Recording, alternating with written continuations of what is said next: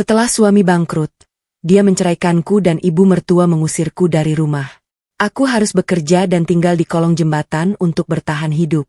Sampai suatu hari aku bertemu dengan ayahku. Dengan kaget dia bertanya, "Kenapa tinggal di sini? Mana uang 17 miliar yang kuberi?" Aku kaget dan bertanya, "Uang apa ya? Suamiku bangkrut dan menceraikanku, bahkan untuk makan pun susah." Lalu dengan marah ayahku berkata, "Ikut aku. Kita bereskan semuanya." Aku tak menyangka ternyata selama ini. Sebelum lanjutin ceritanya yuk, absen dulu di kolom komentar. Teman-teman cerita Putri berasal dari daerah mana saja? Jangan lupa tekan like dan subscribe ya. Dukungan kalian sangat berarti agar channel ini terus berkembang dan bisa menyajikan cerita yang lebih menarik. Ayo ikuti ceritanya sampai selesai ya.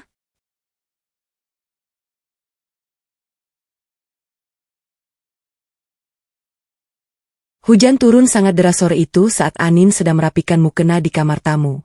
Suasana rumah terasa sangat tegang sejak beberapa hari terakhir. Faris, suaminya lebih banyak diam dan sering marah tanpa alasan yang jelas. Tiba-tiba pintu kamar terbuka dengan kasar. Faris berdiri di sana dengan wajah yang sangat dingin. Di belakangnya berdiri ibu Faris yang melipat tangan di dada dengan tatapan meremehkan. Tanpa mengucapkan salam atau kata manis, Faris melemparkan selembar kertas ke atas tempat tidur tepat di depan Anin. Anin mengambil kertas itu dengan tangan gemetar. Di bagian atas kertas tersebut tertulis dengan jelas kata surat cerai. Jantung Anin seolah berhenti berdetak saat itu juga. Ia menatap suaminya dengan penuh tanda tanya dan rasa tidak percaya. Air mata mulai menggenang di pelupuk matanya. Faris berkata dengan suara lantang bahwa dia sudah tidak bisa lagi mempertahankan pernikahan ini. Dia mengaku telah bangkrut total. Seluruh harta bendanya sudah habis untuk membayar hutang perusahaan yang nilainya sangat besar. Dia mengatakan bahwa keberadaan Anin di rumah ini hanya akan menjadi beban tambahan baginya. Anin mencoba memegang tangan suaminya. Namun Faris menepisnya dengan kasar. Ibu Faris kemudian maju dan mulai mencaci maki Anin. Ibu mertuanya itu mengatakan bahwa sejak awal dia memang tidak setuju Faris menikah dengan wanita yang tidak membawa keuntungan apapun bagi keluarga mereka. Dia menyebut Anin sebagai pembawa sial yang membuat nasib anaknya hancur. Semua kata-kata menyakitkan keluar dari mulut wanita tua itu tanpa ada rasa belas kasihan sedikit pun kepada Anin yang selama ini selalu melayaninya dengan penuh kesabaran. Anin bertanya kemana dia harus pergi saat sudah gelap dan hujan turun sangat lebat. Dia tidak memiliki siapapun di kota ini karena dulu dia memilih untuk mengikuti suaminya dan meninggalkan keluarga besarnya. Faris tidak peduli.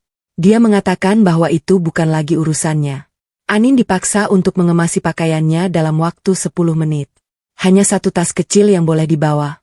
Sisanya menurut Ibu Faris akan dibuang atau dibakar. Dengan hati yang hancur berkeping-keping, Anin memasukkan beberapa helai pakaian dan alat salat ke dalam tasnya. Ia masih mengenakan hijabnya dengan rapi meskipun air mata terus membasahi pipinya. Ia tidak menyangka pernikahan yang ia bangun dengan penuh cinta selama 3 tahun harus berakhir dengan cara yang sangat tragis. Saat Anin berjalan keluar menuju pintu utama, Faris dan ibunya terus mengawasi seperti seorang penjaga penjara. Tidak ada satupun barang berharga yang boleh ia bawa. Bahkan cincin kawinnya pun diminta kembali oleh Faris dengan alasan untuk dijual demi menutupi hutang. Anin memberikannya tanpa perlawanan. Ia merasa harga dirinya sudah diinjak-injak sampai ke titik terendah. Begitu sampai di teras rumah, Ibu Faris mendorong bahu Anin hingga wanita itu hampir terjatuh ke lantai yang basah. Pintu besar itu kemudian ditutup dengan keras dan dikunci dari dalam. Anin berdiri mematung di tengah guyuran hujan. Ia tidak tahu harus melangkah kemana. Seluruh dunianya terasa runtuh dalam sekejap mata. Namun, kejutan pahit tidak berhenti di situ. Saat Anin baru saja sampai di depan pagar rumah, sebuah kendaraan mewah berhenti tepat di depannya. Dari dalam kendaraan tersebut muncul seorang wanita bernama Sylvie. Wanita itu mengenakan pakaian yang sangat mewah dan terlihat sangat anggun. Sylvie turun dan berjalan melewati Anin tanpa melihat sedikit pun ke arahnya. Ia langsung mengetuk pintu rumah Faris. Tidak lama kemudian, pintu terbuka dan Faris menyambut Sylvie dengan senyuman yang sangat lebar dan pelukan hangat. Anin melihat pemandangan itu dari balik pagar besi yang dingin. Ternyata suaminya tidak benar-benar bangkrut. Faris hanya mencari alasan untuk menyingkirkan Anin demi wanita lain. Rasa sakit di hati Anin kini bercampur dengan amarah yang mendalam. Ia menyadari bahwa ia telah dikhianati secara terencana oleh orang-orang yang selama ini ia sayangi dan ia layani dengan tulus. Anin terus berjalan di bawah guyuran hujan yang semakin lebat. Ia tidak membawa payung dan tas kainnya mulai basah kuyup. Ia menyusuri jalanan kota yang mulai sepi. Lampu-lampu jalan memantulkan cahaya di atas aspal yang basah. Perutnya mulai terasa lapar karena ia belum makan sejak siang hari. Namun rasa lapar itu tidak sebanding dengan rasa sesak di dadanya. Ia terus berjalan tanpa arah tujuan sampai kakinya terasa sangat lemas. Ia melewati berbagai bangunan mewah dan toko-toko yang sudah tutup. Pikirannya kosong. Ia hanya memikirkan bagaimana caranya bertahan hidup esok hari. Tidak ada satupun teman atau kerabat yang bisa ia hubungi karena Faris dulu melarangnya untuk bergaul dengan orang luar. Anin benar-benar sendirian di tengah kota yang luas ini tanpa uang dan tanpa tempat bernaung. Setelah berjalan berjam-jam, Anin sampai di sebuah area di bawah jembatan besar. Di sana terdapat beberapa orang yang duduk berkelompok di dekat api kecil. Mereka terlihat kumal dan lelah. Anin merasa takut pada awalnya, namun ia tidak punya pilihan lain. Ia mencari sudut yang agak kering dan jauh dari keramaian orang-orang itu. Ia duduk bersandar pada tiang beton jembatan yang dingin. Ia memeluk tasnya dengan erat sebagai satu-satunya harta yang tersisa. Dinginnya angin malam menembus pakaiannya yang basah membuat tubuhnya menggigil hebat. Ia mencoba untuk memejamkan mata. Namun bayangan wajah Faris dan Sylvia yang tertawa di depan rumah terus muncul di benaknya. Ia berbisik dalam hati memohon perlindungan kepada Tuhan. Malam itu, di bawah kolong jembatan yang bising oleh suara kendaraan di atasnya, Anin harus menerima kenyataan bahwa hidupnya telah berubah total dari seorang istri pengusaha menjadi seorang tunawisma. Cahaya matahari pagi mulai menembus sela-sela jembatan, membangunkan Anin dari tidur singkatnya yang tidak nyenyak. Seluruh tubuhnya terasa kaku dan kepalanya terasa sangat berat. Ia melihat ke sekeliling dan menyadari bahwa lingkungan tempat ia berada sangat jauh dari kata layak. Bau sampah dan air sungai yang kotor tercium sangat menyengat. Orang-orang di sekitarnya mulai bergerak untuk mencari nafkah dengan cara mereka masing-masing. Ada yang membawa karung besar untuk mencari botol bekas. Ada pula yang bersiap untuk mengemis di perempatan jalan. Anin bangkit berdiri dan mencoba merapikan hijabnya yang sudah sangat berantakan. Ia harus mencari cara untuk mendapatkan air bersih agar bisa membasuh wajah dan melakukan ibadah pagi. Ia menemukan sebuah keran umum di dekat pasar yang tidak jauh dari jembatan tersebut.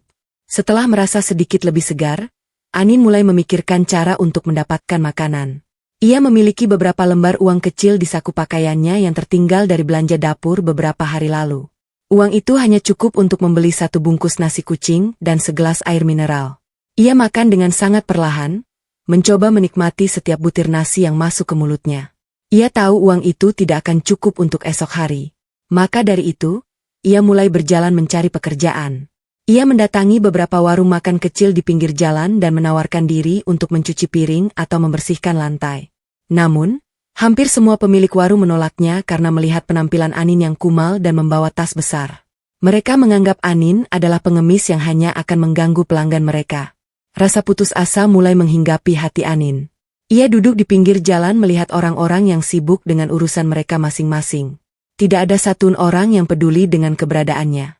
Ia melihat banyak wanita sebayanya yang berjalan dengan penuh percaya diri mengenakan pakaian bagus, sangat kontras dengan kondisinya saat ini.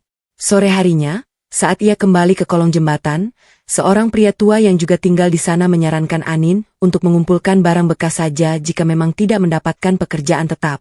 Pria itu memberitahu bahwa botol plastik dan kardus bisa dijual ke pengepul yang berada di ujung jalan. Anin sempat merasa ragu, namun rasa lapar yang mulai menyerang lagi mengalahkan rasa gengsinya. Ia mulai berjalan menyisir tempat sampah di sepanjang jalan utama. Tangan Anin yang biasanya halus kini mulai lecet dan kotor karena menyentuh sisa-sisa makanan dan barang yang tidak layak pakai. Ia tidak peduli. Ia mengumpulkan setiap botol plastik yang ia temukan ke dalam sebuah karung plastik besar yang ia temukan di jalan. Selama berjam-jam ia berjalan, rasa lelah luar biasa menyerang kakinya yang hanya menggunakan alas kaki tipis. Menjelang malam, ia membawa hasil buruannya ke pengepul. Uang yang ia terima sangat sedikit, bahkan tidak sampai setengah dari harga satu porsi makanan di rumah makan biasa. Namun, bagi Anin, uang itu sangat berharga. Uang itu berarti ia bisa makan malam ini dan memiliki sisa sedikit untuk disimpan. Kehidupan sebagai pemulung benar-benar menguji mental dan imannya setiap hari. Anin seringkali harus bersaing dengan pemulung lain yang lebih kuat darinya. Ia sering diusir dari area tempat sampah yang subur karena dianggap sebagai pendatang baru yang tidak tahu aturan. Di bawah kolong jembatan, ia juga harus waspada terhadap barang-barangnya agar tidak dicuri orang saat ia tertidur. Pernah suatu malam, tas kecilnya hampir saja ditarik oleh seseorang. Namun Anin terbangun dan berteriak sekuat tenaga hingga orang itu lari ketakutan. Kejadian itu membuatnya semakin sulit untuk tidur dengan tenang. Ia selalu merasa terancam dan tidak aman. Namun di tengah semua kesulitan itu, ia terus berusaha untuk tetap menjaga ibadahnya. Ia selalu mencari musala kecil di pasar untuk melakukan salat 5 waktu. Meskipun ia sering mendapatkan tatapan sinis dari orang-orang karena pakaiannya yang kotor. 3 bulan berlalu dengan sangat lambat. Tubuh Anin menjadi jauh lebih kurus dan kulitnya menjadi lebih gelap karena setiap hari terpapar terik matahari. Ia sudah mulai terbiasa dengan kerasnya hidup di jalanan. Suatu hari saat ia sedang mengais sampah di dekat sebuah taman kota, ia menemukan sebuah potongan koran yang tertiup angin. Ia mengambilnya dan melihat ada sebuah foto pria yang sangat ia kenal di halaman depan. Itu adalah foto ayahnya, Pak Malik. Di berita tersebut tertulis bahwa perusahaan milik Pak Malik baru saja memenangkan penghargaan sebagai perusahaan paling berkembang tahun ini. Anin meneteskan air mata melihat wajah ayahnya yang terlihat sehat dan sukses. Dulu ia meninggalkan ayahnya tanpa pamit karena dipaksa oleh Faris yang saat itu sangat membenci keluarga Anin. Ia merasa sangat malu jika harus kembali kepada ayahnya dalam kondisi seperti ini. Anin teringat betapa dulu ayahnya sangat menyayanginya dan selalu memenuhi semua kebutuhannya. Namun rasa bersalah karena telah memilih Faris dibandingkan ayahnya membuat Anin merasa tidak pantas untuk menginjakkan kaki di rumah ayahnya lagi. Ia merasa ini adalah hukuman atas segala kesalahannya di masa lalu. Ia meremas potongan koran itu dan menyimpannya di dalam tas. Potongan koran itu menjadi satu-satunya penghibur saat ia merasa tidak kuat lagi menjalani hidup di bawah jembatan. Ia berjanji dalam hati bahwa suatu hari nanti, ia akan memperbaiki hidupnya terlebih dahulu sebelum berani menemui ayahnya. Ia tidak ingin ayahnya melihatnya dalam kondisi yang menyedihkan dan penuh kehinaan seperti saat ini. Ia ingin ayahnya bangga melihatnya kembali sebagai wanita yang kuat dan mandiri. Setiap malam sebelum tidur, Anin selalu membayangkan apa yang sedang dilakukan oleh Faris dan keluarganya di rumah mewah itu.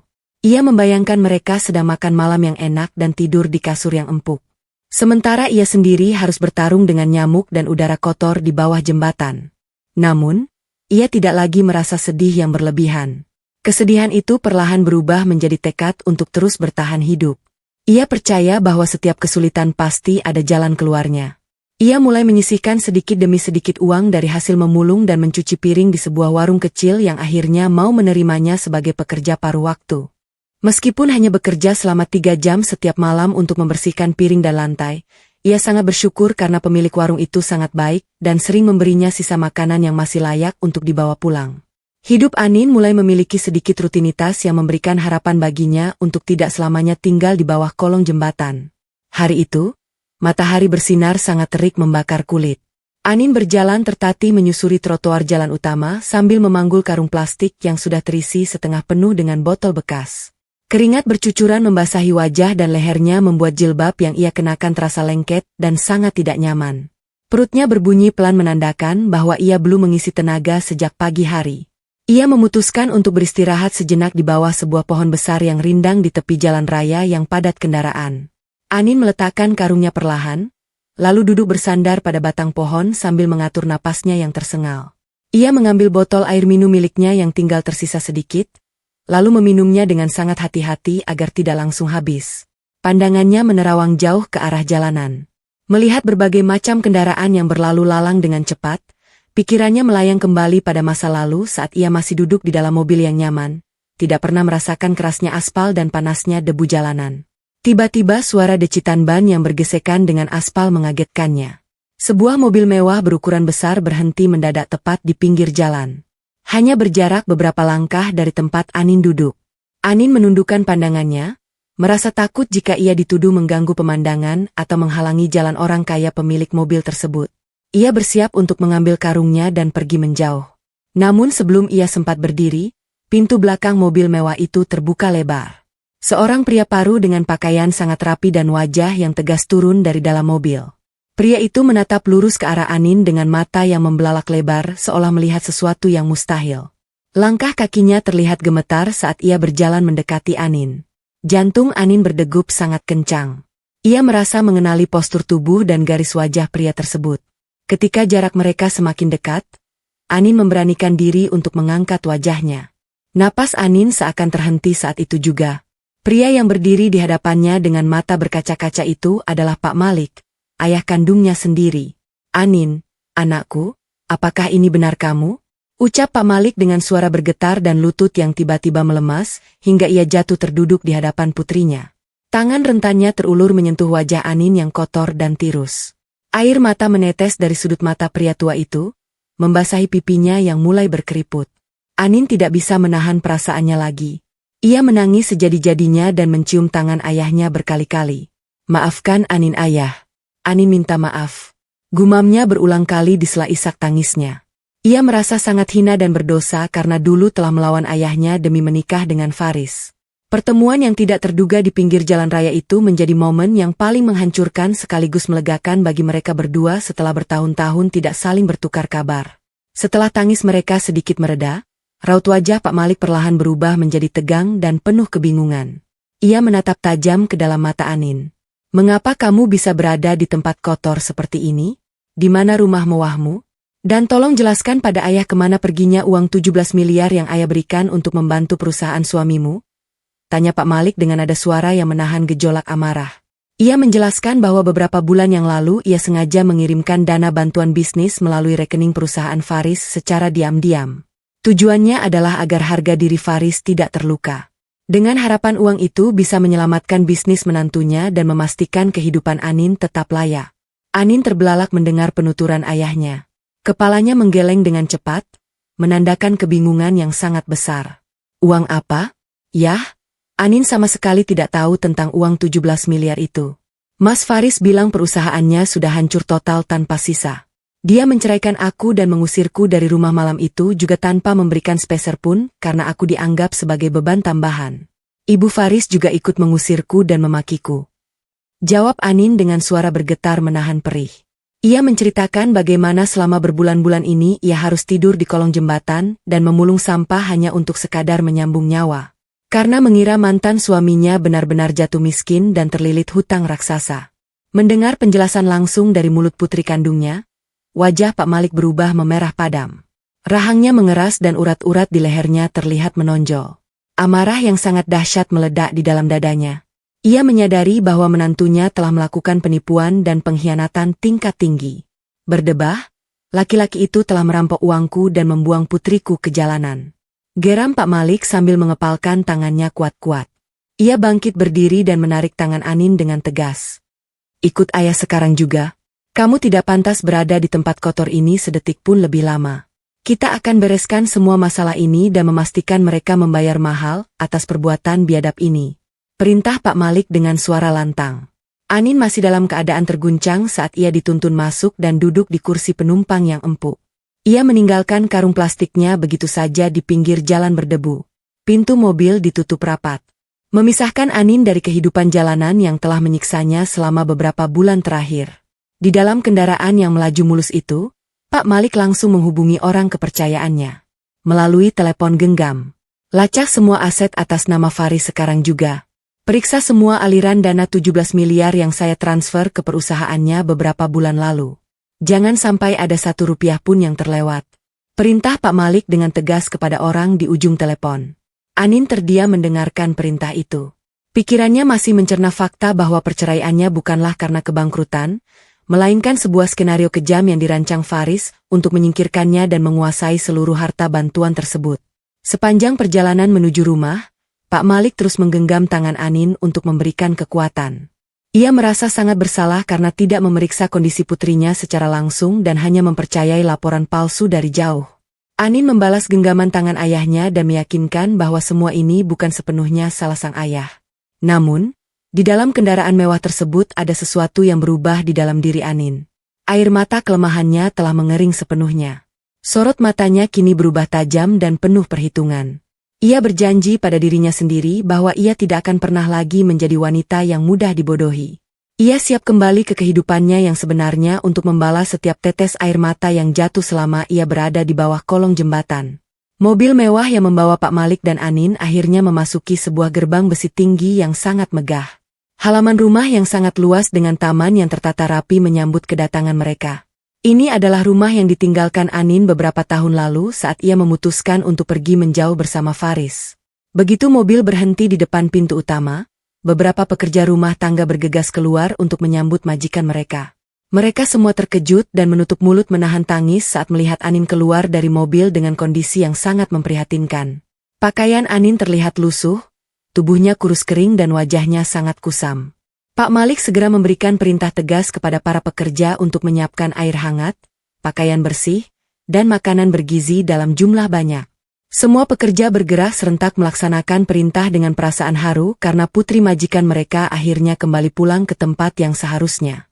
Anin melangkah masuk ke dalam kamarnya yang ternyata tidak berubah sedikit pun sejak ia tinggalkan. Semua perabotan masih berada di tempat yang sama dan ruangan itu terasa sangat bersih. Menandakan bahwa ayahnya selalu merawat kamar ini dengan harapan suatu saat ia akan kembali. Anin masuk ke kamar mandi dan membersihkan seluruh kotoran yang menempel di tubuhnya selama berbulan-bulan hidup di jalanan. Ia membasuh wajahnya berulang kali untuk menghilangkan rasa lelah yang mengendap. Setelah selesai mandi dan mengenakan pakaian bersih yang wangi, Anin berdiri di depan cermin besar. Ia menatap pantulan dirinya sendiri dalam diam. Wajahnya memang masih terlihat tirus, namun sorot matanya tidak lagi memancarkan keputusasaan. Ia merapikan jilbabnya dengan perlahan, merasakan kembali martabatnya sebagai seorang manusia yang utuh dan dihormati. Ia bukan lagi pemulung, melainkan putri tunggal dari seorang pengusaha besar. Malam harinya, setelah Anin menyelesaikan makan malamnya dengan tenang, Pak Malik memanggilnya untuk masuk ke ruang kerja. Di sana sudah duduk seorang pria berpakaian rapi yang merupakan penyelidik utama perusahaan Pak Malik. Pria itu menunduk hormat saat Anin memasuki ruangan. Di atas meja kerja berbahan kayu jati berserakan berbagai macam dokumen keuangan dan beberapa lembar foto hasil pengintaian. Jelaskan semuanya sekarang, biar putriku mendengar langsung apa yang sebenarnya terjadi. Perintah Pak Malik kepada penyelidik tersebut. Penyelidik itu berdeham pelan dan mulai membuka dokumen pertama yang berisi catatan aliran dana dari rekening perusahaan Pak Malik menuju rekening perusahaan Faris. Suasana di dalam ruangan itu terasa sangat dingin dan menegangkan. Uang 7 miliar rupiah itu memang benar telah masuk ke rekening perusahaan Faris, Pak. Namun Faris memindahkan seluruh dana itu ke sebuah rekening rahasia atas nama ibunya pada hari yang sama. Jelas penyelidik itu sambil menunjuk pada sebuah angka di kertas bukti transfer. Ia melanjutkan penjelasannya bahwa Faris menyewa seorang ahli keuangan licik untuk memalsukan semua buku laporan perusahaannya agar terlihat seperti mengalami kerugian besar dan memiliki hutang yang menumpuk. Dokumen palsu inilah yang digunakan Faris untuk meyakinkan pengadilan dan juga Anin bahwa ia telah benar-benar hancur secara finansial. Fakta ini membuktikan dengan sangat jelas bahwa tidak pernah ada kebangkrutan yang terjadi. Semuanya hanyalah sandiwara keji yang dirancang Faris untuk menutupi pencurian uang bantuan tersebut tanpa harus berbagi dengan istrinya. Anin mendengarkan semua penjelasan itu dengan napas yang tertahan dan tangan yang mengepal kuat di atas pangkuannya. Penyelidik itu kemudian membalik halaman dokumen dan menyodorkan beberapa lembar foto terbaru ke hadapan Anin. Sehari setelah Nyonya Anin diusir dari rumah, Faris langsung melangsungkan pernikahan dengan seorang wanita bernama Sylvie. Mereka menggunakan uang itu untuk membeli banyak aset mewah, ucap penyelidik itu lagi. Dalam foto-foto tersebut terlihat jelas Faris sedang berada di sebuah pusat perbelanjaan bersama Sylvie tertawa bahagia sambil membawa banyak tas belanjaan. Foto lainnya menunjukkan ibu Faris yang sedang keluar dari sebuah klinik kecantikan mahal dengan memakai perhiasan yang sangat mencolok di leher dan pergelangannya. Mereka semua bersukaria di atas penderitaan Anin. Mengetahui bahwa ibu Faris juga terlibat penuh dalam rencana busuk ini membuat dada Anin terasa sesak oleh amarah. Ia teringat dengan sangat jelas bagaimana wanita tua itu mencaci makinya habis-habisan saat malam pengusiran, menyebutnya sebagai pembawa sial dan beban keluarga. Padahal wanita tua itu sudah tahu persis bahwa mereka baru saja menerima uang miliaran rupiah dari ayah Anin. Mereka membuang Anin ke jalanan di malam hujan deras, tanpa memikirkan apakah Anin akan mati kelaparan di luar sana. Mereka benar-benar iblis dalam wujud manusia. Mereka membuangku setelah menguras harta ayah. Desis Anin dengan suara bergetar menahan amarah yang meluap-luap. Ia menatap tajam ke arah foto mantan suaminya yang sedang tersenyum sombong. Pak Malik memukul meja dengan keras hingga membuat cangkir teh di atasnya bergetar. Kurang ajar. Ayah akan menghubungi pihak berwenang dan menjebloskan mereka semua ke penjara atas tuduhan penipuan malam ini juga. Bentak Pak Malik dengan penuh kemarahan. Ia sudah meraih gagang telepon genggamnya. Namun dengan cepat Anin menahan tangan ayahnya. Anin menatap mata ayahnya dengan sorot yang sangat tenang namun mematikan. "Jangan ayah. Penjara terlalu mudah dan nyaman untuk pengkhianat seperti mereka," ucap Anin dengan nada yang sangat dingin. Ia menggelengkan kepalanya perlahan, menolak rencana ayahnya yang ingin menyelesaikan masalah ini melalui jalur hukum secara instan. Anin kemudian berdiri dan mengutarakan permintaannya yang sesungguhnya. "Aku ingin mereka merasakan jatuh miskin dan diinjak-injak seperti yang mereka lakukan padaku. Yah, ajari aku semua hal tentang bisnis perusahaan kita. Aku ingin turun langsung untuk menghancurkan mereka dengan tanganku sendiri," pinta Anin dengan tekad yang bulat. Ia ingin membuat jebakan terencana yang akan melenyapkan semua kebanggaan dan harta yang selama ini dipuja oleh mantan suaminya. Pak Malik terdiam sejenak, menatap perubahan drastis pada putrinya. Ia kemudian tersenyum bangga dan menganggukkan kepala tanda setuju. Malam itu, di bawah temaram lampu ruang kerja, strategi penghancuran mulai disusun dengan sangat matang. Anin bersiap untuk kembali ke dunia luar bukan sebagai korban, melainkan sebagai eksekutor yang akan membawa kehancuran mutlak bagi Faris dan keluarganya. Bulan-bulan pertama setelah kepulangannya ke rumah megah tersebut dihabiskan Anin untuk memulihkan diri secara fisik dan mental. Ia mendapat asupan makanan yang sangat bergizi dan perawatan kesehatan terbaik yang disediakan oleh ayahnya. Tubuhnya yang dulu kurus kering kini mulai kembali berisi dan bugar. Wajahnya yang sempat kusam akibat sengatan matahari dan debu jalanan perlahan memancarkan kecerahan aslinya. Anin mengenakan jilbabnya dengan gaya yang lebih anggun dan rapi, mencerminkan kedewasaan dan ketegasan yang baru ia temukan setelah melewati penderitaan panjang. Tidak ada lagi sisa-sisa kelemahan atau kepolosan yang dulu membuatnya mudah ditipu. Anin yang sekarang adalah seorang wanita berhijab yang memiliki sorot mata tajam dan pendirian yang sangat kuat. Ia telah berjanji pada dirinya sendiri untuk tidak pernah lagi menundukkan kepala di hadapan orang-orang yang telah menghancurkan hidupnya. Setiap pagi setelah menyelesaikan ibadah, Anin langsung menuju ruang kerja ayahnya. Ruangan besar yang dipenuhi rak buku tebal itu kini menjadi ruang kelas pribadinya. Pak Malik tidak main-main dalam mendidik putri tunggalnya. Ia mendatangkan beberapa ahli hukum bisnis dan ahli keuangan kepercayaannya untuk mengajari Anin segala hal tentang seluk-beluk dunia usaha. Anin belajar membaca laporan keuangan, memahami hukum perjanjian, dan mempelajari strategi penanaman modal. Meskipun awalnya terasa sangat sulit dan membingungkan, Anin tidak pernah menyerah. Rasa sakit hatinya menjadi bahan bakar utama yang memacu semangat belajarnya. Ia menghabiskan waktu berjam-jam membaca tumpukan berkas hingga larut malam. Ia ingin memahami dengan tepat bagaimana Faris memanipulasi angka-angka di masa lalu, agar ia bisa menggunakan cara yang jauh lebih cerdas untuk menghancurkan laki-laki pengkhianat tersebut.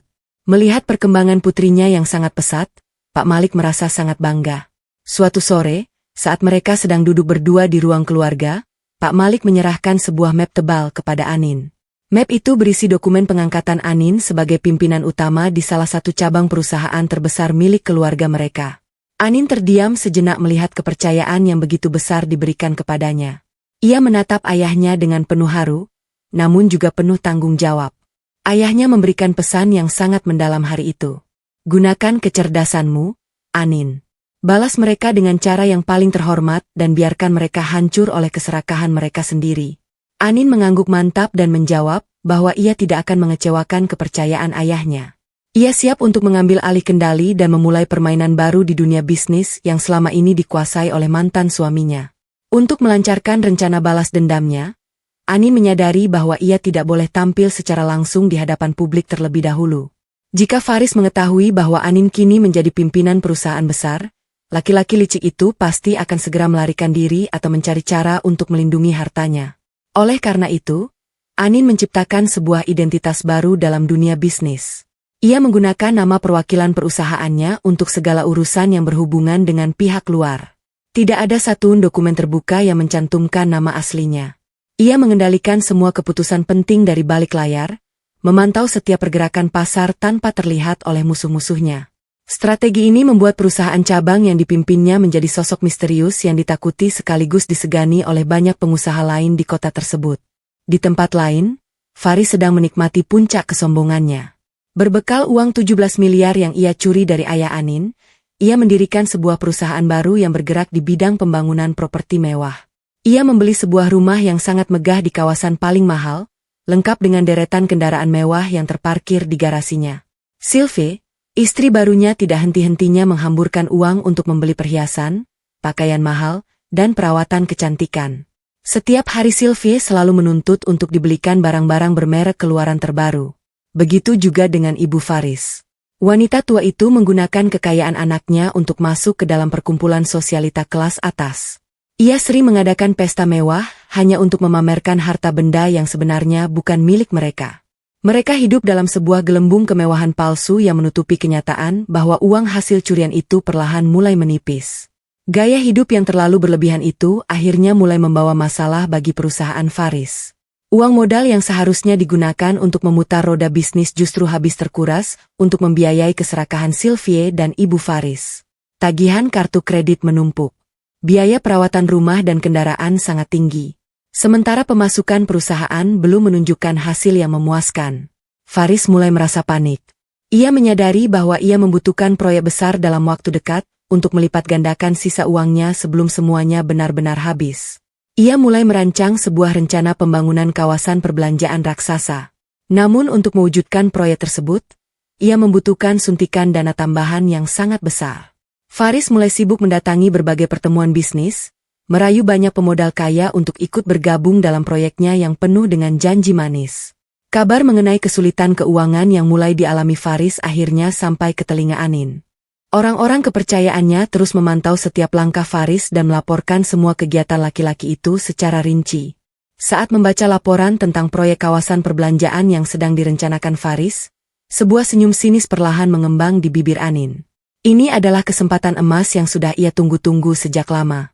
Faris sedang menggali kuburannya sendiri karena keserakahannya. Anin segera memanggil perantara bisnis kepercayaannya untuk menyusun sebuah tawaran kerjasama. Ia merancang sebuah kesepakatan yang terlihat sangat menguntungkan di permukaan. Namun sebenarnya menyimpan jerat mematikan di bagian dalamnya. Anin memastikan bahwa umpan yang ia lempar akan sangat sulit untuk ditolak oleh orang yang sedang dilanda kepanikan finansial seperti Faris. Persiapan terus dimatangkan dengan sangat hati-hati. Anin memeriksa setiap lembar perjanjian yang akan disodorkan kepada Faris. Ia memastikan tidak ada satuun celah hukum yang bisa digunakan Faris untuk melarikan diri jika rencana ini berhasil dijalankan. Semua dokumen disusun oleh ahli hukum terbaik membuat jebakan itu terlihat seperti sebuah dokumen kerjasama biasa yang sangat sah. Anin juga mengatur agar perantara bisnisnya tampil sangat meyakinkan sebagai wakil dari perusahaan penanam modal raksasa. Segalanya telah dipersiapkan dengan sangat sempurna.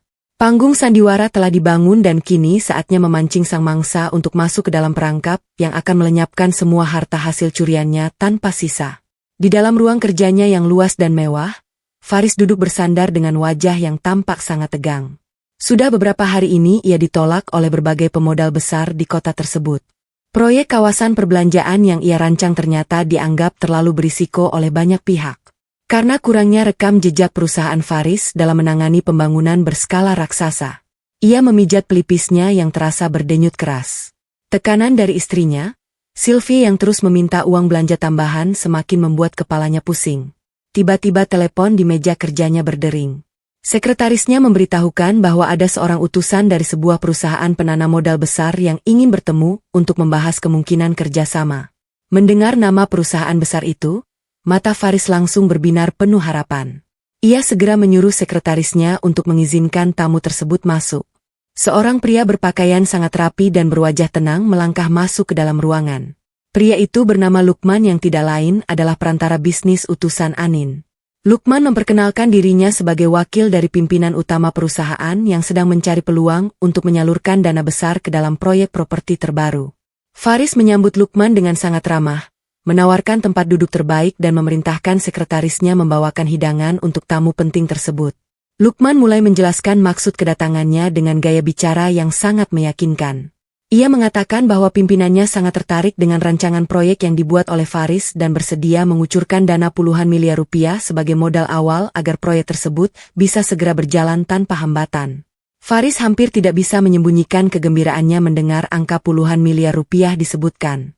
Namun, Lukman kemudian mengeluarkan sebuah map berisi draft perjanjian dan meletakkannya di atas meja.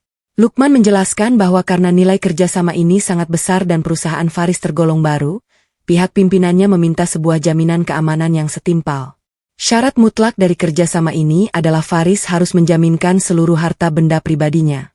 Mulai dari rumah mewah yang ia tempati, seluruh kendaraan berharga hingga rumah dan tanah milik ibunya yang juga baru dibeli beberapa bulan lalu. Jika proyek ini gagal atau terjadi pelanggaran etika dalam pengelolaan dana, maka seluruh harta yang dijaminkan tersebut akan disita sepenuhnya oleh perusahaan penanam modal tanpa melalui proses peradilan yang panjang. Mendengar syarat jaminan tersebut, Faris sempat terdiam dan ragu. Menjaminkan seluruh harta keluarga bukanlah keputusan yang bisa diambil dalam waktu singkat. Itu berarti ia mempertaruhkan semua hal yang saat ini ia miliki dan ia banggakan. Ia meminta waktu kepada Lukman untuk mempelajari berkas perjanjian itu dan mendiskusikannya dengan keluarganya di rumah. Lukman tersenyum sopan dan menyetujui permintaan tersebut. Ia mengatakan bahwa tawaran ini hanya berlaku selama 3 hari.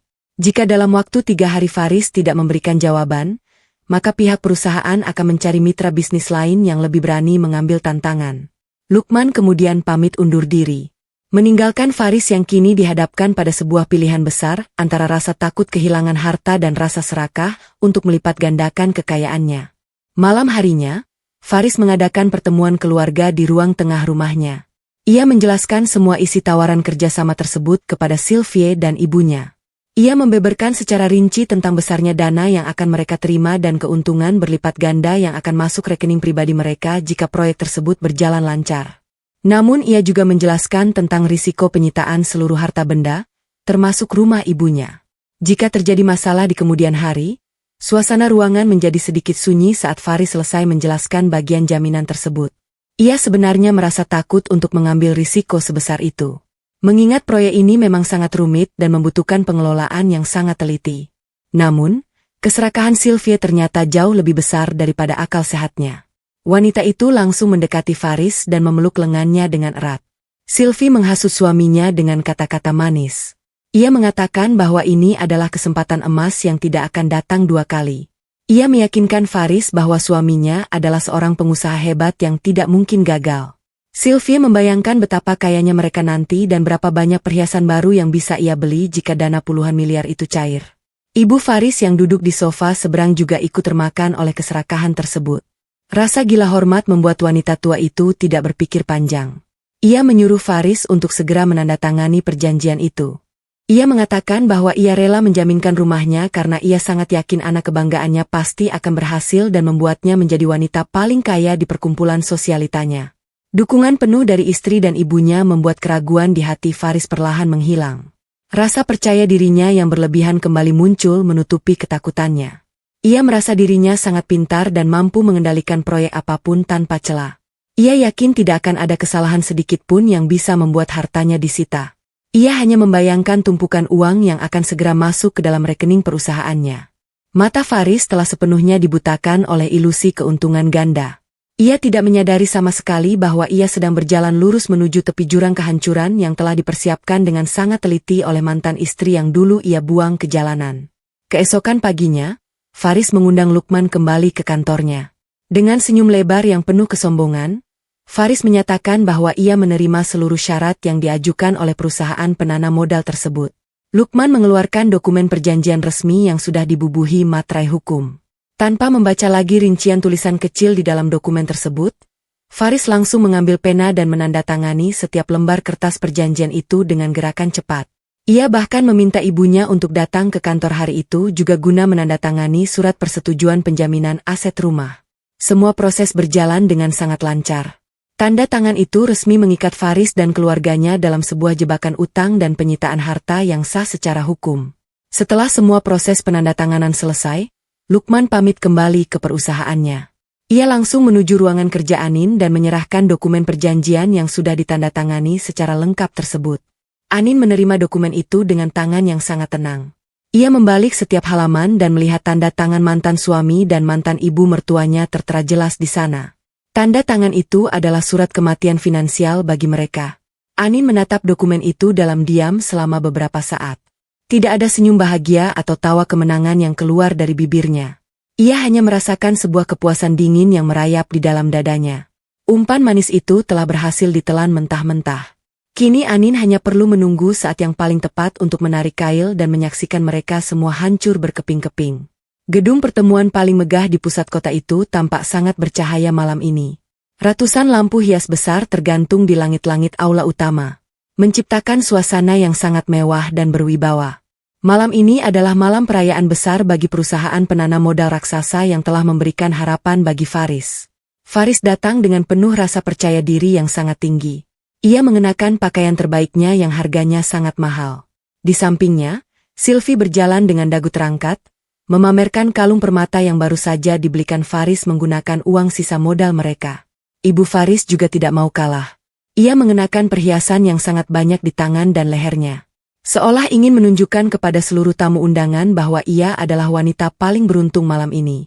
Mereka melangkah masuk ke dalam aula dengan gaya yang sangat jemawa, menyapa beberapa pengusaha lain dengan nada suara yang sengaja dikeraskan agar semua orang memperhatikan keberadaan mereka.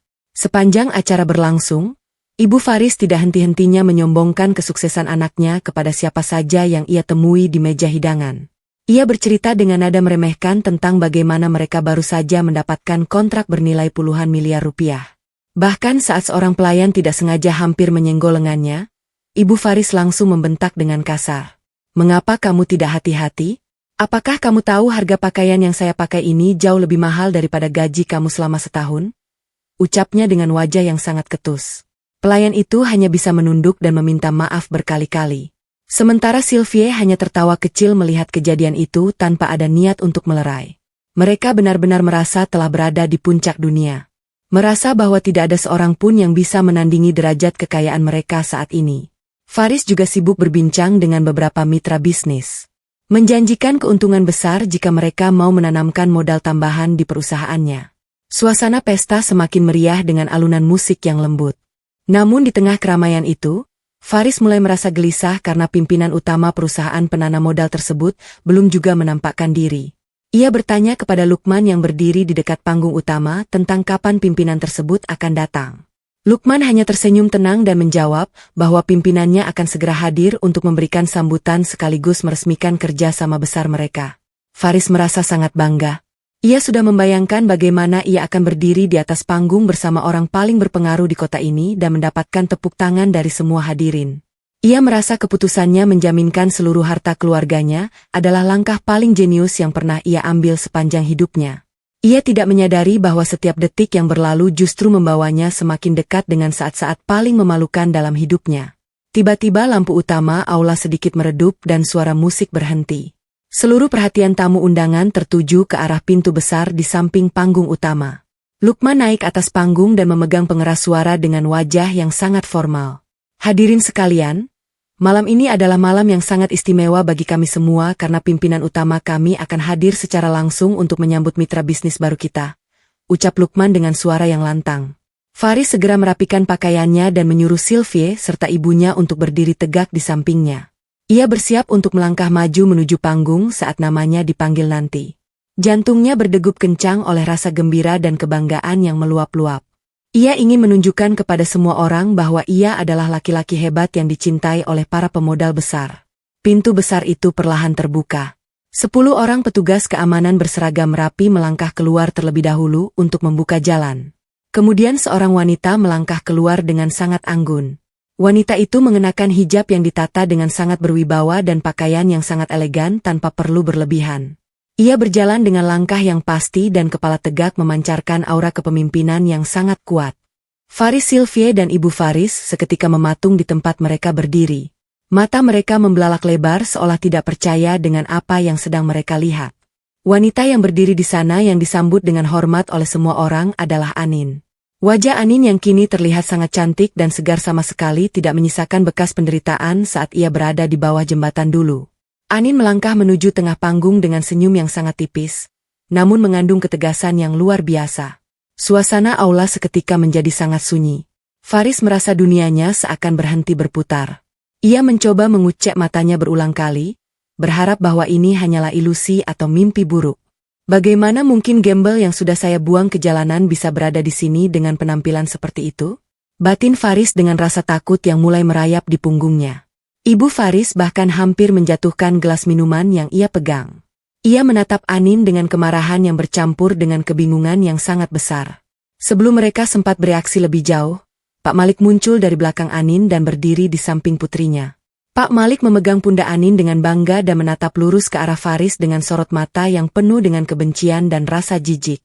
Seluruh tamu undangan mulai berbisik-bisik merasakan adanya ketegangan yang sangat hebat di dalam ruangan tersebut. Anin memegang pengeras suara dan menatap Faris dari atas panggung. Selamat malam semuanya. Saya Anin, pimpinan utama dari perusahaan ini sekaligus putri tunggal dari Bapak Malik. Ucap Anin dengan suara yang sangat tenang namun bergema di seluruh ruangan. Mendengar pengakuan itu, Faris merasa lututnya benar-benar lemas. Ia menyadari bahwa perusahaan besar yang selama ini ia puja adalah milik keluarga istrinya sendiri yang selama ini ia benci. Anin melanjutkan ucapannya dengan nada yang lebih dingin. Saya ingin memberitahukan kepada semua hadirin bahwa kerjasama dengan perusahaan Faris akan saya batalkan secara sepihak malam ini juga karena adanya temuan pelanggaran etika dan penipuan yang dilakukan oleh saudara Faris di masa lalu. Faris mencoba berteriak menolak. Namun suaranya seolah tertahan di tenggorokan. Ia melihat seluruh mimpinya hancur berkeping-keping hanya dalam hitungan detik di depan matanya sendiri. Keadaan di dalam aula pesta yang tadinya penuh tawa kini berubah menjadi sangat kacau bagi Faris dan keluarganya. Anin turun dari panggung dan berjalan perlahan mendekati posisi Faris yang masih berdiri mematung. Para tamu undangan memberikan jalan bagi Anin menciptakan suasana pengadilan terbuka di tengah kemewahan tersebut. Sylvia mencoba bersembunyi di belakang suaminya karena merasa sangat malu. Sementara ibu Faris justru mulai berteriak histeris. Apa-apaan ini, Anin? Jangan kamu coba-coba mempermainkan kami. Kamu itu hanya wanita rendah yang tidak tahu diri. Teriak ibu Faris dengan wajah yang memerah karena amarah yang tidak terkendali. Namun, Anin sama sekali tidak bergeming. Ia hanya menatap ibu mertuanya itu dengan pandangan yang sangat datar. Seolah wanita tua itu hanyalah butiran debu di matanya. Anin kemudian mengangkat tangannya, memberikan tanda kepada Lukman untuk menyalakan layar besar yang ada di panggung. Di layar tersebut muncul rekaman video dan dokumen-dokumen asli tentang penggelapan uang R7 miliar yang dilakukan Faris. Seluruh tamu undangan melihat dengan jelas bukti-bukti transfer rahasia menuju rekening ibu Faris dan bukti pemalsuan dokumen kebangkrutan yang dilakukan Faris beberapa bulan lalu. Faris, kamu pikir kamu bisa membodohi ayahku dan membuangku begitu saja setelah mendapatkan hartanya? Tanya Anin dengan nada yang sangat tajam. Ia menjelaskan kepada semua orang yang hadir bahwa Faris adalah seorang penipu yang sengaja menyengsarakan istrinya demi wanita lain. Faris mencoba membela diri dengan suara yang terbata-bata. Namun, tidak ada satupun orang di ruangan itu yang mau mendengarkan atau mempercayainya lagi. Para pengusaha yang tadinya akrab dengan Faris kini mulai menjauh seolah Faris adalah wabah penyakit yang menular. Tidak lama kemudian, pintu aula kembali terbuka dan beberapa petugas polisi masuk ke dalam ruangan. Mereka berjalan lurus menuju arah Faris berdiri. Faris mencoba untuk melarikan diri. Namun, petugas keamanan perusahaan Anin sudah lebih dulu mengunci semua pintu keluar. Petugas polisi tersebut menunjukkan surat penangkapan atas tuduhan penipuan, penggelapan dana dalam skala besar, dan pemalsuan dokumen perusahaan. Faris, Anda kami tangkap atas laporan Bapak Malik dan Saudari Anin, ucap salah satu petugas polisi sambil memborgol tangan Faris di depan mata semua orang. Faris menangis terseduh-seduh memohon ampun kepada Anin dan ayahnya. Ia mencoba berlutut di kaki Anin. Namun Anin melangkah mundur dengan rasa jijik yang sangat terlihat. Anin berkata bahwa waktu untuk meminta maaf sudah habis saat ia dibuang di bawah hujan deras tanpa sepeser pun uang. Di saat yang bersamaan, Sylvia yang merasa posisinya terancam mulai mencoba melepaskan diri dari Faris. Ia berteriak bahwa ia tidak tahu apa-apa tentang semua kejahatan ini dan menuduh Faris yang telah memaksanya. Namun, petugas kepolisian yang lain justru menghampiri Sylvie. Kami juga memiliki laporan bahwa Anda terlibat dalam jaringan pengedar obat terlarang dan sering melakukan transaksi ilegal, ucap petugas tersebut. Sylvia yang tadinya terlihat sangat berani kini menjadi pucat pasi. Tas mewahnya digeledah dan ditemukan beberapa bungkusan kecil berisi obat terlarang yang memang selalu ia konsumsi. Sylvie juga diborgol dan dibawa bersama Faris. Pemandangan itu sangat memuaskan bagi Anin. Melihat kedua orang yang telah menghancurkan kebahagiaannya kini harus menghadapi konsekuensi hukum yang sangat berat di depan publik. Kehancuran mereka belum berakhir di sana. Seorang pengacara perusahaan Anin maju dan menyerahkan sebuah surat kepada Ibu Faris. Karena Faris telah menandatangani perjanjian jaminan aset dan hari ini ia dinyatakan melanggar etika kontrak, maka mulai detik ini juga seluruh rumah, kendaraan, dan tanah yang kalian miliki sudah disita secara sah oleh perusahaan kami. jelas pengacara tersebut. Ibu Faris yang tadinya sangat sombong kini jatuh terduduk di lantai pesta yang dingin. Ia menyadari bahwa ia tidak lagi memiliki tempat tinggal atau sepeser pun harta untuk menopang hidupnya. Ia meratap dan menjerit memanggil nama anaknya. Namun, Faris sudah dibawa pergi oleh polisi masuk ke dalam mobil tahanan. Kesombongan yang mereka bangun di atas tumpukan harta haram itu benar-benar runtuh sekejap mata. Anin menatap mantan ibu mertuanya yang sedang menangis di lantai tersebut. Ibu pernah bilang kalau saya adalah pembawa sial. Tapi sekarang ibu bisa lihat siapa yang sebenarnya membawa kesialan bagi keluarga ini karena keserakahan, ucap Anin dengan suara yang sangat rendah namun penuh penekanan. Ibu Faris tidak berani menatap mata Anin. Ia hanya bisa menutupi wajahnya dengan tangan yang kini gemetar hebat. Segala perhiasan yang ia pakai malam itu akan menjadi barang terakhir yang ia miliki sebelum akhirnya diambil oleh pihak ban. Seluruh tamu undangan yang hadir memberikan tepuk tangan bagi Anin dan ayahnya. Mengagumi keberanian mereka dalam menegakkan keadilan dengan cara yang sangat cerdas dan bermartabat. Pesta yang seharusnya menjadi perayaan bagi Faris justru menjadi tempat penghakiman yang paling mematikan bagi karir dan harga dirinya. Setelah suasana mulai sedikit tenang, Pak Malik merangkul Anin dan mengajaknya keluar dari aula tersebut. Mereka tidak ingin berlama-lama melihat penderitaan orang-orang yang sudah membuang rasa kemanusiaan mereka sendiri. Anin merasa beban berat di pundaknya selama berbulan-bulan ini telah terangkat sepenuhnya. Ia merasa sangat lega. Namun juga belajar sebuah pelajaran berharga bahwa harta yang didapat dengan cara yang kotor tidak akan pernah membawa kebahagiaan yang abadi.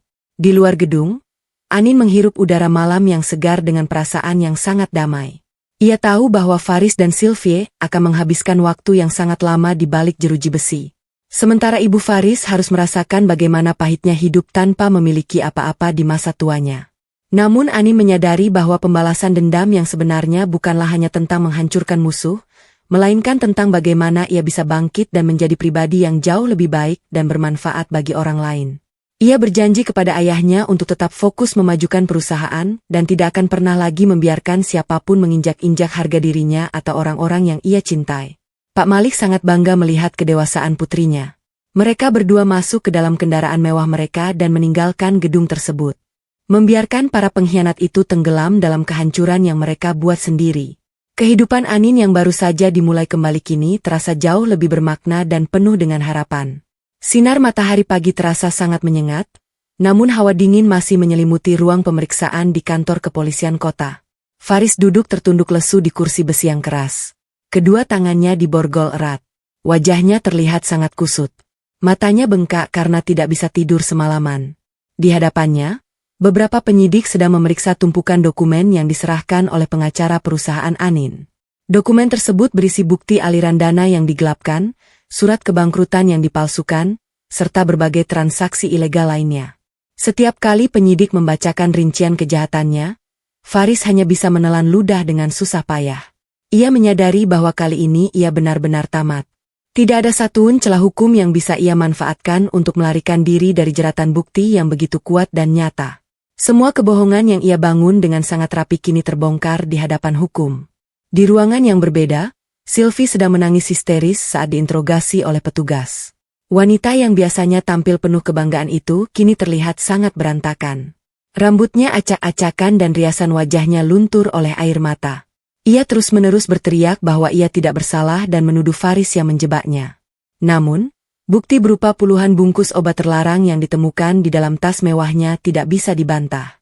Petugas kepolisian juga menemukan bukti percakapan di telepon genggamnya yang menunjukkan bahwa Sylvie adalah pemakai sekaligus pengedar obat terlarang di kalangan teman-teman sosialitanya.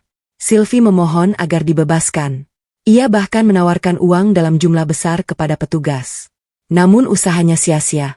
Hukum tidak memandang kekayaan hasil kejahatan.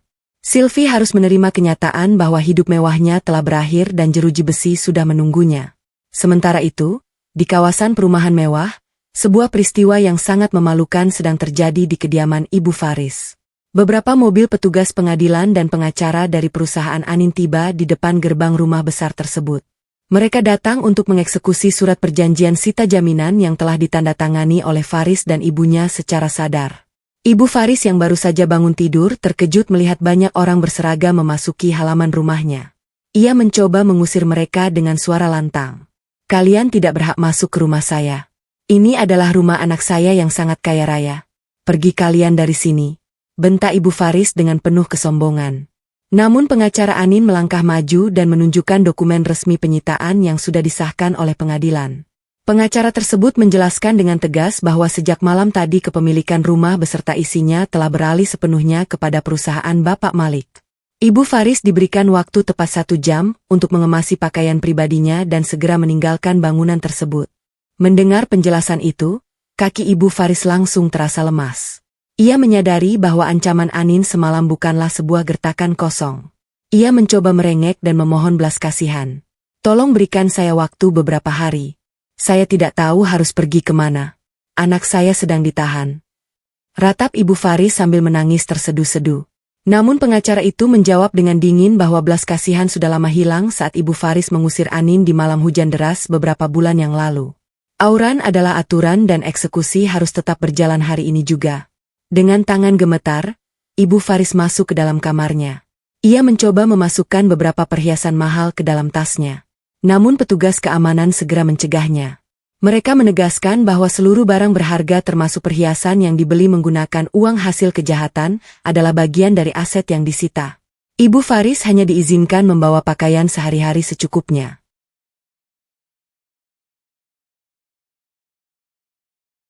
Sambil menangis terseduh-seduh, wanita tua itu memasukkan beberapa helai pakaian ke dalam sebuah tas kain yang terlihat sangat murah. Ia berjalan keluar dari rumah mewahnya dengan langkah gontai. Para tetangga yang biasanya selalu ia sombongi kini berdiri di depan pagar melihat kejadian tersebut dengan tatapan mencemooh. Tidak ada satupun dari mereka yang bersimpati karena selama ini Ibu Faris selalu bersikap angkuh dan sering merendahkan orang lain di sekitarnya. Langkah kaki Ibu Faris membawanya menyusuri jalanan kota tanpa arah yang jelas. Matahari bersinar semakin terik, membakar kulitnya yang biasanya selalu dirawat di klinik kecantikan mahal. Perutnya mulai terasa sangat lapar karena ia belum sarapan. Ia mencoba mendatangi beberapa rumah temannya untuk meminjam uang atau meminta tumpangan menginap. Namun, berita tentang penangkapan Faris atas kasus penipuan dan kepemilikan obat terlarang Sylvie sudah menyebar luas di berita pagi. Semua teman yang biasanya memujinya kini menutup pintu rapat-rapat. Mereka tidak ingin terseret dalam masalah hukum dan merasa malu pernah bergaul dengan keluarga penipu. Ibu Faris benar-benar menyadari bahwa pertemanan yang dibangun di atas kekayaan palsu tidak akan pernah bertahan saat harta itu menghilang. Hari semakin sore dan tenaga Ibu Faris sudah benar-benar habis. Kakinya melepuh karena berjalan terlalu jauh menggunakan alas kaki yang tidak nyaman. Ia duduk di pinggir jalan, menahan rasa lapar dan haus yang sangat menyiksa. Orang-orang yang berlalu lalang tidak mempedulikannya. Menganggapnya seperti peminta-minta biasa. Ingatannya kembali pada malam di mana ia mengusir Anin dengan sangat kejam. Ia ingat betul bagaimana Anin memohon untuk diizinkan tinggal 1 malam saja. Namun, ia justru mendorong menantunya itu hingga jatuh. Kini rasa sakit dan penderitaan yang sama persis sedang ia rasakan. Hukum alam bekerja dengan sangat adil. Segala kesombongan dan kejahatan yang ia tabur kini harus ia tuai dengan sangat menyakitkan. Air mata penyesalan mulai mengalir. Namun penyesalan itu datang terlambat. Menjelang malam, langkah gontai Ibu Faris membawanya ke sebuah area yang sangat kotor dan bising. Ia sampai di bawah sebuah jembatan besar di pinggiran kota. Bau sampah yang menyengat langsung menusuk hidungnya. Ia melihat beberapa orang berpakaian kumal sedang duduk melingkar di dekat perapian kecil. Karena tidak memiliki tempat lain untuk berlindung dari udara malam yang sangat dingin, Ibu Faris terpaksa mencari sudut yang kosong di kolong jembatan tersebut. Ia meletakkan tas kainnya sebagai bantal dan merebahkan tubuhnya di atas tanah yang keras. Di saat yang bersamaan, sebuah kendaraan roda 4 berhenti di pinggir jalan raya tepat di atas jembatan. Anin duduk di dalam kendaraan tersebut, menatap lurus ke arah kolong jembatan dari balik kaca jendela. Ia melihat mantan ibu mertuanya yang dulu sangat angkuh kini meringkuk kedinginan di tempat yang sama persis saat ia dulu dibuang. Tidak ada senyum kemenangan di wajah Anin. Ia hanya menghela napas panjang. Merasa bahwa utang masa lalu telah lunas. Ia memerintahkan pengemudinya untuk melaju, meninggalkan masa lalunya di bawah jembatan itu selamanya. Ruang sidang pengadilan penuh sesak oleh pengunjung dan awak media. Hari ini adalah hari pembacaan putusan akhir untuk kasus penipuan terbesar tahun ini yang melibatkan Faris dan istrinya. Hakim ketua mengetuk palu dengan keras, meminta seluruh hadirin untuk tenang. Faris berdiri di kursi pesakitan dengan wajah yang tertunduk dalam. Tubuhnya terlihat sangat kurus dan tidak terawat. Jauh dari kesan pengusaha sukses yang selalu ia banggakan. Di sebelahnya, Sylvie juga berdiri dengan tatapan kosong.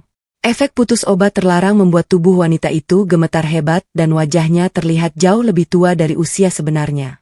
Hakim mulai membacakan pertimbangan hukum yang menyatakan bahwa seluruh bukti yang diajukan oleh pihak Bapak Malik sangat sah dan tidak terbantahkan. Faris terbukti bersalah melakukan penggelapan dana bantuan, pemalsuan dokumen perbankan, dan penipuan investasi berskala besar. Suara hakim bergema memenuhi ruangan saat membacakan vonis akhir.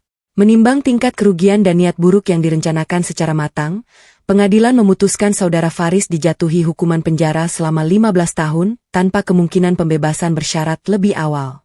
Selain itu, saudari Sylvie juga dijatuhi hukuman penjara selama 10 tahun atas kepemilikan dan peredaran obat terlarang. Mendengar vonis tersebut, lutut Faris seketika kehilangan kekuatan. Ia jatuh terduduk di kursi dengan air mata yang mengalir deras.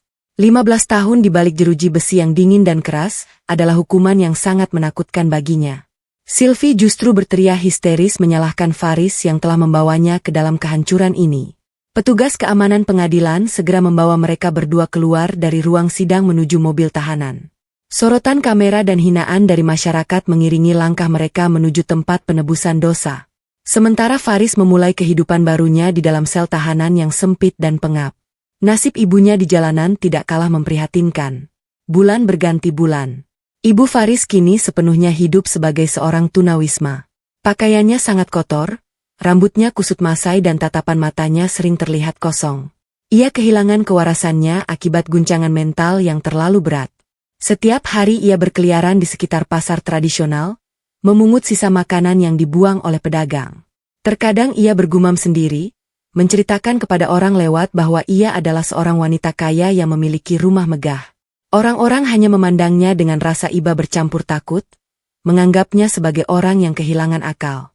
Wanita yang dulu sangat gila hormat dan gemar menghina orang miskin itu kini berada di kasta paling rendah dalam kehidupan sosial. Berebut sisa makanan dengan hewan jalanan demi bertahan hidup. Berbeda 180 derajat dengan penderitaan mereka, kehidupan Anin justru semakin bersinar terang. Di bawah bimbingan ayahnya, Anin berhasil memimpin perusahaan dengan sangat gemilang.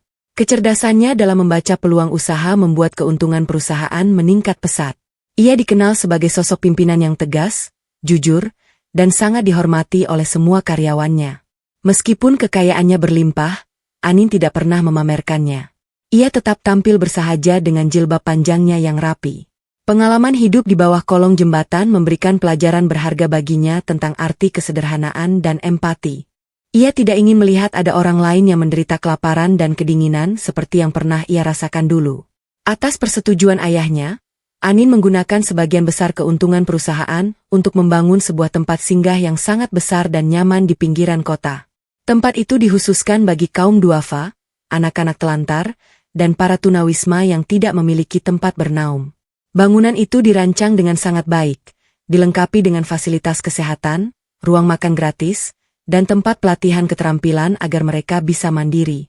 Proses pembangunan berjalan dengan sangat lancar dan mendapat banyak dukungan dari masyarakat sekitar.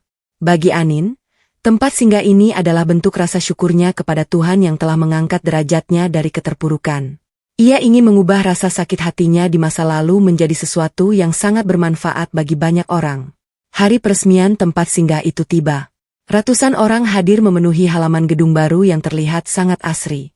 Pak Malik berdiri di barisan depan dengan wajah yang sangat bangga melihat putrinya. Ani naik ke atas podium kecil untuk memberikan sambutan. Ia mengucapkan terima kasih kepada ayahnya dan seluruh pihak yang telah membantu mewujudkan impiannya ini. Ayah, terima kasih karena telah menemukanku dan mengajariku untuk bangkit kembali, ucap Anin sambil menatap ayahnya dengan penuh kasih sayang. Ia kemudian melanjutkan pidatonya kepada seluruh tamu yang hadir. Saya membangun tempat ini karena saya tahu persis bagaimana rasanya kedinginan di bawah hujan tanpa ada satun orang yang peduli. Saya ingin tempat ini menjadi bukti nyata bahwa kebaikan akan selalu menang melawan keserakahan. Harta yang sesungguhnya bukanlah apa yang kita simpan untuk diri sendiri, melainkan apa yang bisa kita berikan untuk menyelamatkan hidup orang lain, tutur Anin dengan suara yang sangat menyentuh hati. Acara peresmian itu ditutup dengan doa bersama yang sangat khusyuk. Anin memotong pita sebagai tanda bahwa tempat singgah tersebut resmi dibuka untuk umum. Ratusan orang kurang mampu mulai masuk ke dalam gedung dengan wajah yang penuh harapan dan senyum bahagia. Anin berkeliling menyapa mereka satu persatu, mendengarkan cerita mereka dan memberikan semangat untuk terus berjuang. Ia tidak merasa jijik saat harus memeluk anak-anak yang pakaiannya kotor karena ia pernah berada di posisi mereka di kejauhan. Pak Malik tersenyum puas melihat putrinya telah berubah menjadi wanita yang luar biasa kuat dan berhati mulia. Keadilan telah ditegakkan dengan cara yang paling indah. Orang-orang yang berbuat jahat telah mendapatkan balasan yang setimpal. Sementara Anin melangkah maju menyongsong masa depan yang terang benderang membawa cahaya harapan bagi mereka yang masih berada di dalam kegelapan. Iya.